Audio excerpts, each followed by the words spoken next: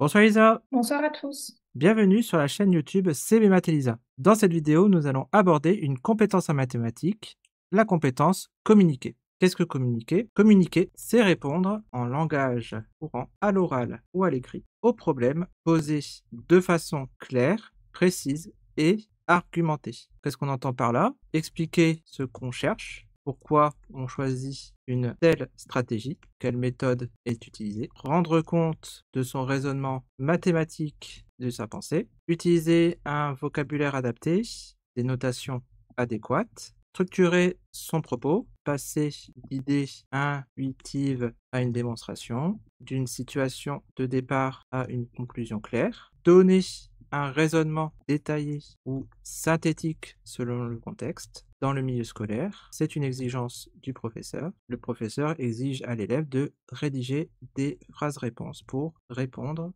correctement à un problème. On a aussi des situations de communication dans des travaux de groupe ou des exposés. Aussi avoir une mise en commun et un partage d'idées pour résoudre un problème plus difficile. Cette compétence est essentielle pour donner du sens à la pratique mathématique, renforcer la rigueur et la logique, faciliter la collaboration, évaluer les apprentissages pour transmettre et partager son savoir. Au collège, la compétence communiquer peut être traitée à travers différents items, notamment l'utilisation des langages mathématiques, aussi pour expliquer, argumenter et comprendre autrui, porter un regard critique. On peut trouver des exemples d'utilisation de cette compétence dans la résolution d'un problème de proportionnalité, en justifiant à l'aide d'un tableau ou d'un raisonnement, pas seulement en donnant le résultat, en expliquant à ses camarades pourquoi une figure est un losange, par exemple, en exposant à l'oral la méthodologie utilisée dans un exercice de statistique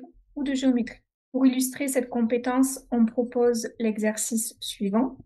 Noah a acheté un lecteur DVD dont le prix avant les soldes était de 250 euros. Il a attendu les soldes et a profité d'une remise de 40%. Gabin a acheté le même lecteur DVD dans un autre magasin à la fin des soldes. Le prix initial était le même, mais il a bénéficié d'une première remise de 18%, puis ce nouveau prix a encore été réduit de 22%. Noah affirme: c'est moi qui ai eu la meilleure remise. Gabin lui répond: non, c'est moi, j'en suis sûr. Erwan, vous avez payé le même prix. Qui a raison? Justifié. Donc cet exercice ouvre un petit débat à travers une situation de prix liée à des calculs de pourcentage de promotion. Alors maintenant, au lycée, la compétence communiquer est plus approfondie. Comment est traduite la compétence communiquer au lycée?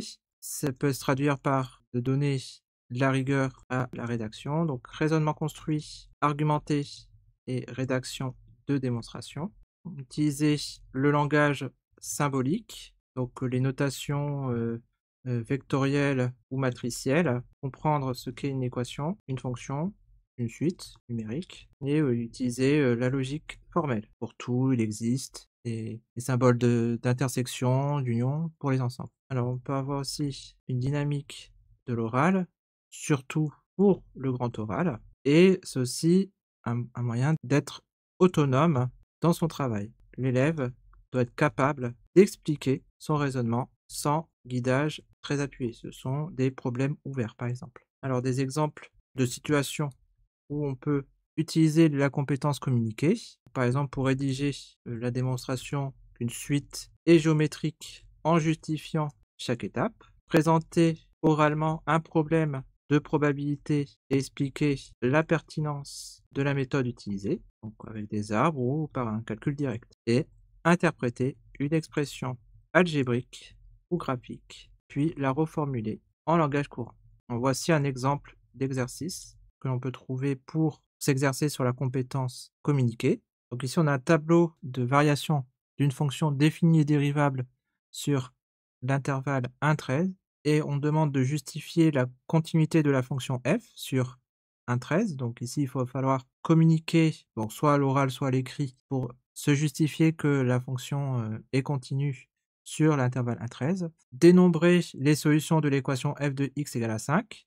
Donc ici, juste compter et ensuite écrire une phrase sur et la justification sur le nombre de solutions de l'équation f de x égale à 5, et ensuite justifier que l'équation f de x égale à 5 demi admet une unique solution alpha. Et ici, il va falloir découper en intervalles où la fonction est monotone, puis dire que la fonction f est continue et utiliser le théorème des valeurs intermédiaires, ou même le corollaire du théorème des valeurs intermédiaires, autrement appelé théorème de la bijection. Et la séance est maintenant terminée. Merci d'avoir suivi cette vidéo. Un like, un abonnement ou un commentaire sont toujours les bienvenus. Vous pouvez aussi regarder les liens en bas de la description pour soutenir notre travail. Bon courage dans vos révisions du CAPES et à bientôt pour une nouvelle aventure mathématique. À bientôt. Au revoir.